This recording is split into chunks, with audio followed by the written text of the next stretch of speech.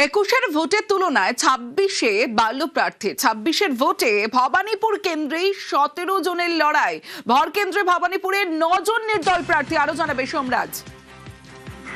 দেখো, গতকালই মনোনয়নপত্র জমা দেওয়ার শেষ দিন ছিল দ্বিতীয় দফার 142টি আসনের জন্য, এবং সেখানেই দেখা যাচ্ছে ভবানীপুর বিধানসভা থেকে 17 জন প্রার্থী প্রতিদ্বন্দ্বিতা করছেন, যার মধ্যে 9 জনই রয়েছেন নির্দল প্রার্থী।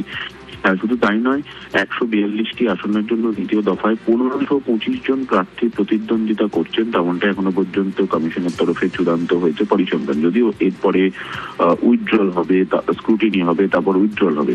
কিন্তু গতকাল পর্যন্ত যে মনোনয়নপত্র জমা দেওয়ার শেষ দিন ছিল, সেখানে দেখা যাচ্ছে 142টি আসনের জন্য 1525 জন প্রার্থী প্রতিদ্বন্দ্বিতা করছে। 2021 সালের বিধানসভার ভোটে এই 142টি আসনের জন্য যত সংখ্যক প্রার্থী প্রতিদ্বন্দ্বিতা করেছিল, তার থেকে বেশি প্রার্থী প্রতিদ্বন্দ্বিতা করছে।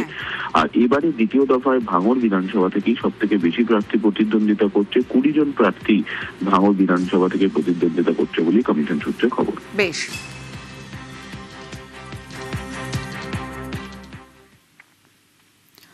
মোদির ভবানীপুর চ্যালেঞ্জ, নন্দীগ্রামের পুনরাবৃত্তি হবে ভবানীপুরে হবে এবার। শুভেন্দুর পাশে দাঁড়িয়ে হুঙ্কার নরেন্দ্র মোদির।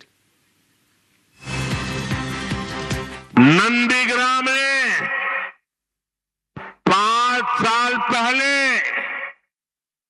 बदलाव की राह दिखाई थी। अब पूरा पश्चिम बंगाल उसी परिवर्तन के रास्ते पर चल पड़ा है।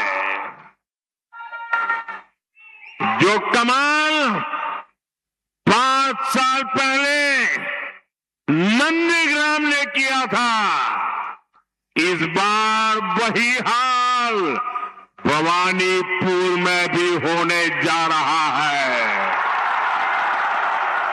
पूरे बंगाल में होने जा रहा है।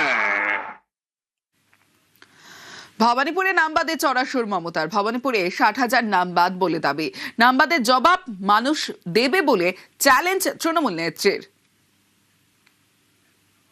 আমার ভবানীপুরেও প্রায় প্রথমে বাদ দিয়েছিল 48,000, তারপরে অ্যাডজুডিকেশনে 14,000, মাত্র 2,57,000 ভোটের মধ্যে 60,000 বাদের খাতায়।